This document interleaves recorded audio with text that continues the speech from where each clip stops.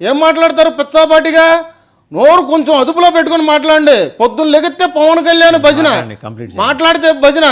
ఏం అర్థం లేకుండా మాట్లాడతారు. మాట్లాడితే అమ్మోటి రాంబాబు వస్తాడు, లేదంటే పేరు నాని వస్తాడు. మీకు సిగ్గు సరాలు లేవా? ఇంకా జనాలు 151 నుంచి 11 తీసుకొచ్చినా కానీ సిగ్గు సరాలు లేకుండా మళ్ళీ మాట్లాడతారు. రైట్, ఆయన కంప్లీట్ చేయండి.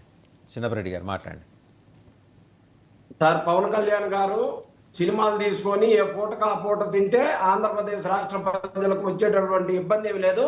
కానీ ఆంధ్రప్రదేశ్ రాష్ట్ర ప్రజల సొమ్ముతోటి విమానాల్లో, హెలికాప్టర్లో, స్పెషల్ ఫ్లైట్లో తిరుగుతూ పొద్దున్నే ఏడుకొచ్చి సాయంత్రానికి షూటింగ్ కోసం ప్రజల సొమ్ముతో తిరుగుతున్నట్టు కాబట్టి అడుగుతున్నాం, ఖచ్చితంగా అడుగుతాం. 1కి 10 సార్లు అడుగుతాం. మీ వైసీపీ వాళ్ళకి సగం బుర్ర పని చేస్తే సగం పని చేయదు అనుకుంటా. ఇవాళ రోజున ఆయనకు వచ్చే జీతం కూడా పిఠాపురంలో పిల్లల కోసం, చదువు కోసం ఖర్చు పెడుతున్నాడు. ఆ విషయం తెలుసుకొని ఫస్ట్ మాట్లాడండి. సీఎం ఆంధ్రప్రదేశ్ కే, తెలంగాణ డిప్యూటీ సీఎం వారం రోజులు అక్కడ పడుకొని ఒక రోజు నోటికి ఏది వస్తే అది మాట్లాడటమే. ఇవాళ రోజున ఆయన జీతం కూడా పిల్లల భవిష్యత్తు కోసం ఉపయోగిస్తున్నాడు. ఏమైనా ఉందా? ఏమన్నా అంటేనేమో అంబటి రాంబాబు వచ్చి మాట్లాడు.